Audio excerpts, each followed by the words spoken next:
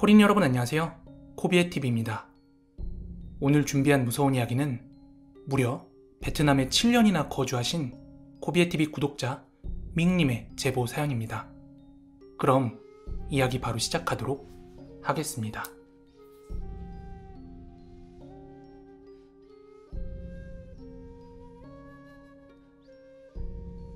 첫 번째 이야기는 꺼우푸미의 3인조 강도 사건입니다.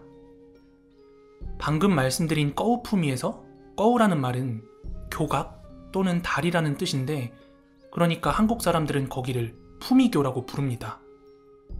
꺼우푸미는 베트남 남부의 호치민, 그 중에서도 한인들이 가장 많이 살고 있는 7군에 자리 잡고 있습니다. 그런데 제가 중학교 땐가 고등학교 땐가 하여간 이 푸미교에서 굉장히 떠들썩한 사건이 하나 있었습니다. 베트남은 알리바바라고 해서 길에서 이렇게 한 손으로 핸드폰을 하면서 가거나 아니면 사치품을 이렇게 들고 다니면 오토바이 강도가 이렇게 날치기해서 가는 일이 굉장히 비일비재해요.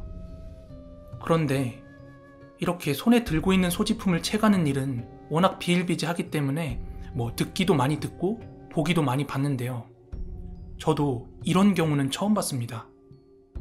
어느 날 이 푸미교에서 여성 강도 일당 3명이 온몸에 금칠을 한 여성을 타겟으로 삼게 됩니다.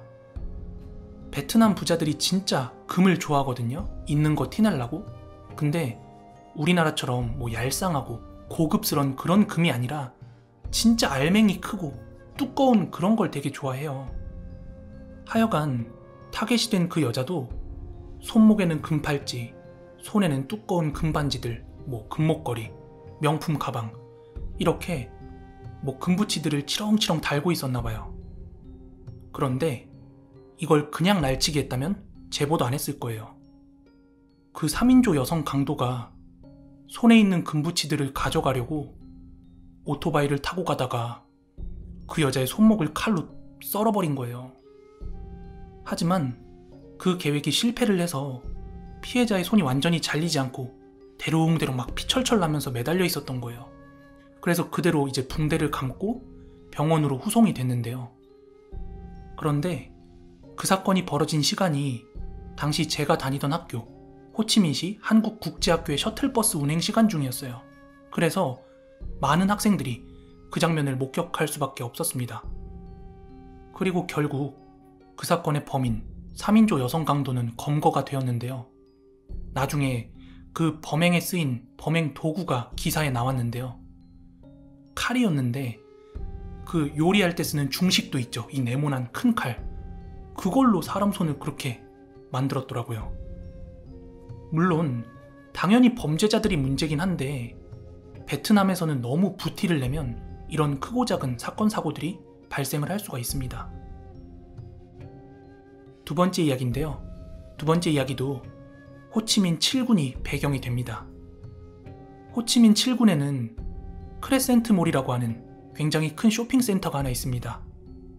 그리고 지금은 철거가 됐지만 그 당시 그 크레센트몰 앞에는 덩그러니 버려진 한 폐 아파트가 있었습니다.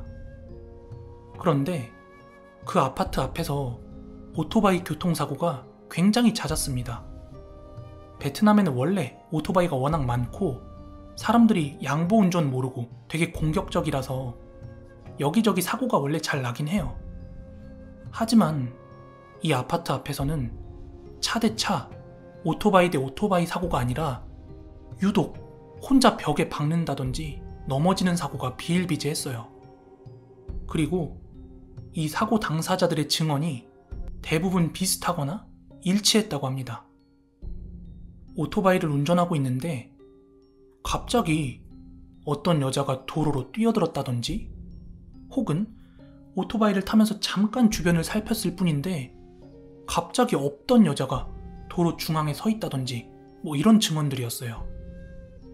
그냥 소문으로만 들리는 괴담이었어도 그 아파트 앞을 지나기가 많이 무서웠을 텐데 계속되는 사고에 연이은 증언 때문에 그걸 아는 그 주변 베트남 사람들은 그 앞을 지나갈 때 상당히 긴장을 할 수밖에 없었다고 합니다.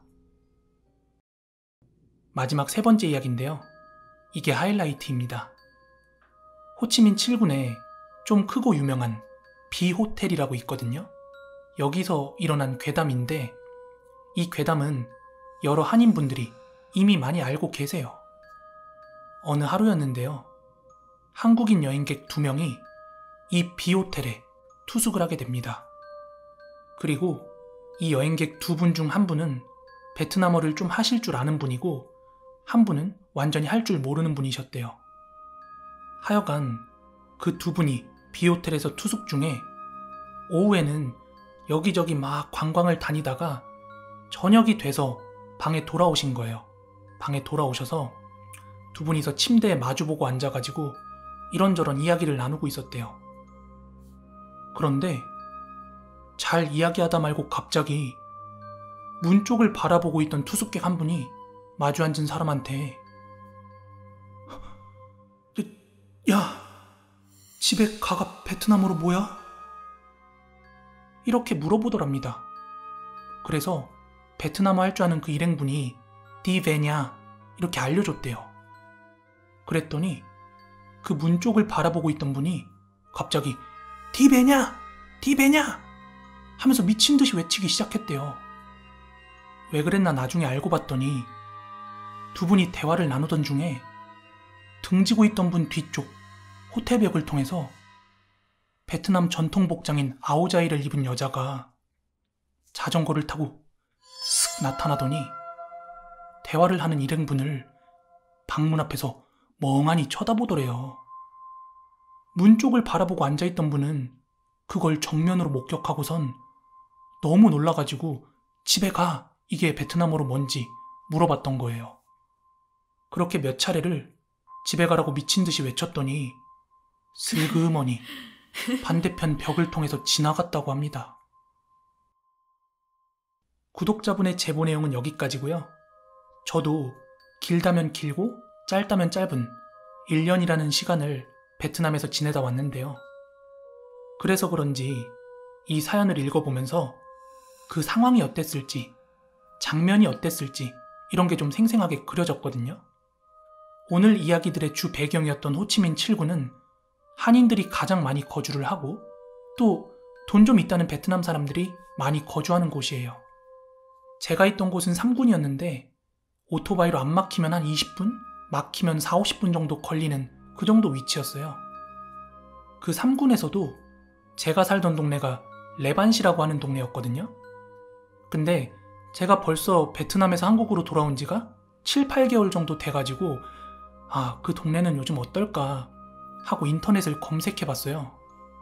그런데 제가 이 레반시를 검색하고 처음 마주했던 검색 결과가 뭐였냐면요. 당시 제가 살던 집에서 슬리퍼 끌고 딱 5분만 걸어가면 중학교가 하나 나오거든요. 거기 중학교 이름이 박당 중학교예요. 저도 우리 바오 데리고 산책 다니면서 그 중학교 앞에 많이 지나다녔거든요. 근데 그 중학교 앞에 되게 큰 나무가 하나 있어요. 그게 50년이나 됐다고 하더라고요. 그런데 제가 한국 돌아오기 불과 며칠 전에 그 나무가 쓰러졌대요. 그래서 그 아래 벤치에서 쉬고 있던 중학생 한 명이 그대로 깔려 죽었답니다. 그리고 주변에 있던 아이들도 몇 명이 좀 크게 다쳤나 봐요. 그 무렵에 비가 많이 내려서 지반이 약해진 탓에 나무가 뿌리채로 뽑혀 쓰러진 건데요. 게다가 베트남은 워낙 고목도 많고 날이 더우니까 사람들이 그늘 밑에서 많이 쉬거든요. 그러다 보니까 햇볕 피하려고 그 나무 아래 벤치에서 앉아있다가 그런 참변을 당한 걸로 보입니다. 이처럼 각 나라의 문화나 배경, 환경에 따라서 사고나 괴담의 모습도 조금씩 차이가 있는 게 좀 흥미롭기도 하고 그렇습니다. 아무튼 오늘은 이쯤에서 마무리하도록 하겠습니다. 여러분들 가시기 전에 좋아요, 구독하기, 알람 설정 꼭 한 번씩만 해주시고요. 저는 내일 더 무서운 이야기로 찾아오도록 하겠습니다. 끝까지 봐주셔서 너무 감사합니다.